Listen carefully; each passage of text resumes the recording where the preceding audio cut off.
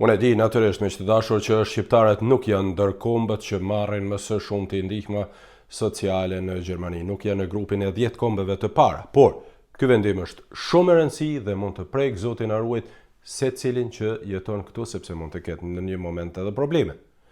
Ndaj kujdes, Bürgergeld do të hiqet edhe zyrtarisht nga kurriku i vitit 2026.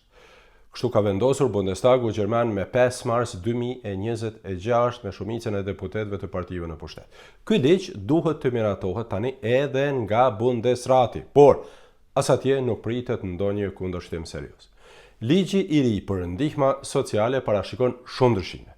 Parashikon edhe penalizime për ata që nuk i respektojnë rregullat. Këto ndryshime do të prekin rreth 5 milion njerëz sa aktualisht marrin Bürgergeld në Gjermani. Ligji i ri do të fillojë të aplikohet nga data 1 korrik 2026, kuptohet nëse kalon edhe në Bundesrat, por nuk pritin probleme siç e thash. Fjala Bürgergeld do të hiqet përfundimisht nga përdorimi dhe do të zëvendësohet me emrin Grundsicherung, që do të thotë kujdes bazë për personat që janë të papunë apo kanë nevojë për ndihmë sociale. Por, shumë e rëndësishme nga vetë ndryshimi i emrit është ndryshimi i përbërjes së këtij ligji, sepse personat që nuk i respektojnë rregullat dhe ofertat për punë në të ardhmen do të penalizohen, do të sankcionohen dhe do të shkurtohen ndihmat. Ligji ka për qëllim që të vendosen rregulla të qarta dhe të pamundsohen keq përdorimet e ndihmave sociale dhe njëkohësisht të futen sa më parë personat që janë të papunë në tregun e punës dhe në punë. Për personat që nuk shkojnë në terminet e përcaktuara nga Agjencia për Punë dhe Job Center, apo në shkollimet e përgatitjet profesionale parashikohen dënime dhe shkurtime. Personat që refuzojnë programet e ofruara të përgatitjeve profesionale, apo siç thuhet në gjermanisht Weiterbildung, do të shkurtohen menjëherë ndihmat për 3 muaj me 30%.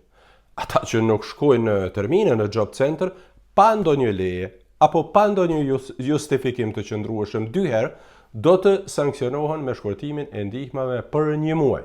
Ndërsa, nëse vazhdojnë të mos respektojnë terminet, pra nuk shkojnë në termine për punë, do të shkurtohen të gjitha ndihmat. Por, kujdes, në parim, Job Center duhet të mundsojë personave që në një takim personal, siç thuhet, të shpjegojnë pse nuk kanë shkuar në terminet e parashikuara për vende pune, sepse mund të ketë dikush edhe arsye të qëndrueshme. Megjithatë, kjo nuk do të thotë se ndihmat nuk do të shkurtohen nëse personat refuzojnë edhe këto takime ku mund të japin shpjegimet e tyre pse nuk kanë shkuar në terminet për punë, sepse dikush thjesht mund të ikë edhe këtyre termineve. Prandaj është parashikuar edhe kjo. Personat me probleme të mëdha, si për shembull personat me probleme psikike, nuk do të penalizohen dhe nuk do të shkurtohen ndihmat, kështu thuhet. Por këto raste do të trajtohen me të dashur enkas, sepse këtu kërkohen edhe dëshmi të mjekut dhe mendime të ekspertëve.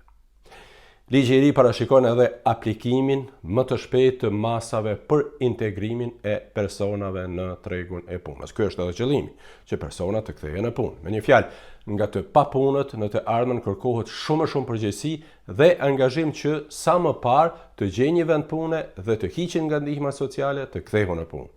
Ligji i ri parashikon edhe disa ndryshime të tjera, por me të gjitha ndryshimet, e rëndësishme të paktën do t'ju njoftoj edhe një herë para se të futet në fuqi. Por po e përsëris edhe një herë, ligji duhet të miratohet edhe në Bundesrat, tani është miratuar në Bundestag, ndërsa në fuqi pritet të futet nga data 1 korrik 2026.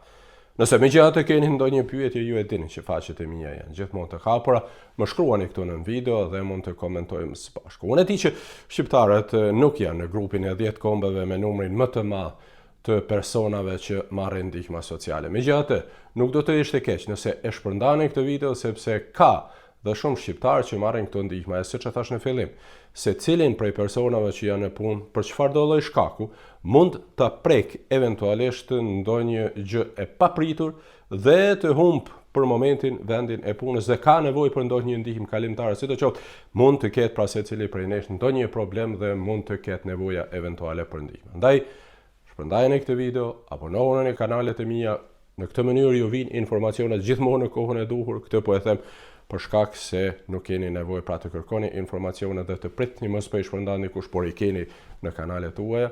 Faleminderit dhe mirupafshim.